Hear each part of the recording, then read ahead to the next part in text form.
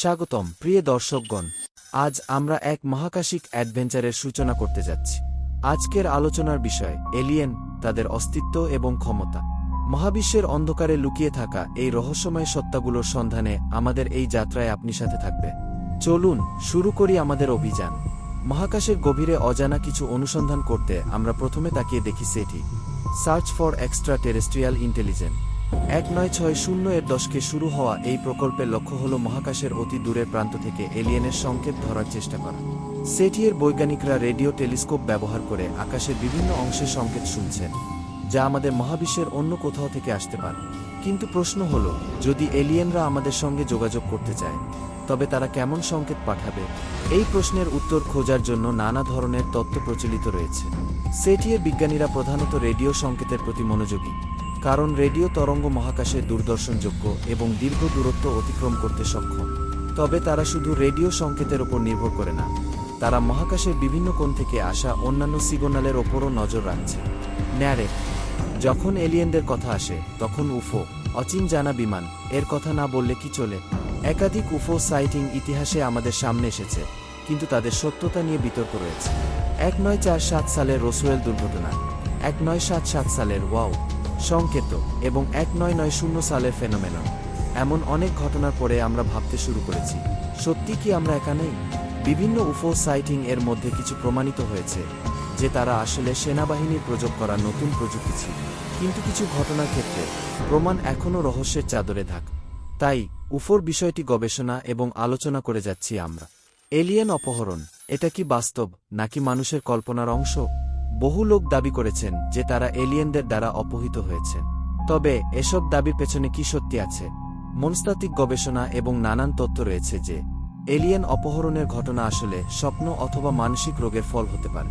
কিছু বিশেষজ্ঞ মনে করেন এমন অভিজ্ঞতা মানুষের মনে গভীরভাবে প্রভাব ফেলে এবং তারা অতিরিক্ত বৈজ্ঞানিক ব্যাখ্যার জন্য এটি ব্যবহার করে। এলিয়েন জীবনের সন্ধানে আমরা আধুনিক প্রযুক্তির সাহায্য নিয়েছি।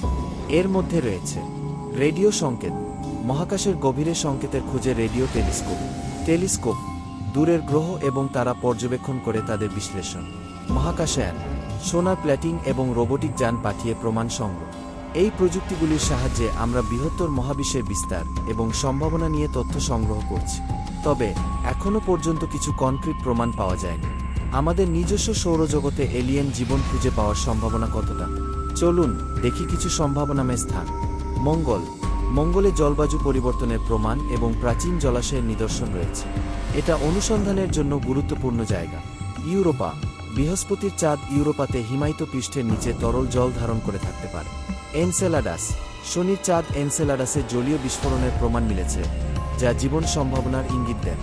এই স্থানগুলোতে অনুসন্ধান করে আমরা আরও তথ্য সংগ্রহ করতে পারি, যা এলিয়েন জীবনের সম্ভাবনা সম্পর্কে আমাদের ধারণা বাড়াতে সাহায্য করবে।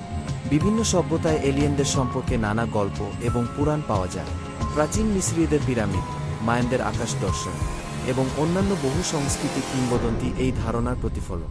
প্রাচীন সময়ে মানুষেরা যেভাবে আকাশের দিকে তাকিয়ে রহস্যের সন্ধান করেছে, সেটা আমাদের বর্তমান গবেষণার সাথে মিশে যায়। এসব পুরাণ এবং চিত্রকর্ম আমাদের আগ্রহ বাড়ায় এবং নতুন গবেষণার জন্য উদ্বুদ্ধ করে। যদি আমরা কখনো এলিয়েনদের সাথে যোগাযোগ করতে চাই, তাহলে কি পদ্ধতি অবলম্বন করা হবে? বিকিরণ, শক্তিশালী রেডিও তরঙ্গ বা লেজার সংকেত পাঠানো হতে পারে। সংকেত পাঠানো, বৈজ্ঞানিক তথ্য এবং আমাদের সংস্কৃতির প্রতিচ্ছবি পাঠানো। রোবোটিক মিশন, মহাকাশযান পাঠিয়ে সরাসরি তথ্য সংগ্রহ এবং প্রেরণ। এই পদ্ধতিগুলি আমাদের সম্ভাব্য এলিয়েনদের সাথে যোগাযোগের জন্য প্রস্তাবিত পদ্ধতি। বিজ্ঞানীরা মনে করেন যে একদিন এই প্রযুক্তিগুলির সাহায্যে আমরা একটি প্রাথমিক যোগাযোগ স্থাপন করতে সক্ষম হতে পারব। আজকের এই মহাকাশিক যাত্রায় আমাদের সাথে থাকার জন্য ধন্যবাদ। এলিয়েনের অস্তিত্ব এবং তাদের ক্ষমতা নিয়ে আলোচনা আমাদের ভবিষ্যতের অনিশ্চয়তার দিকে আলোকপাত করেছে।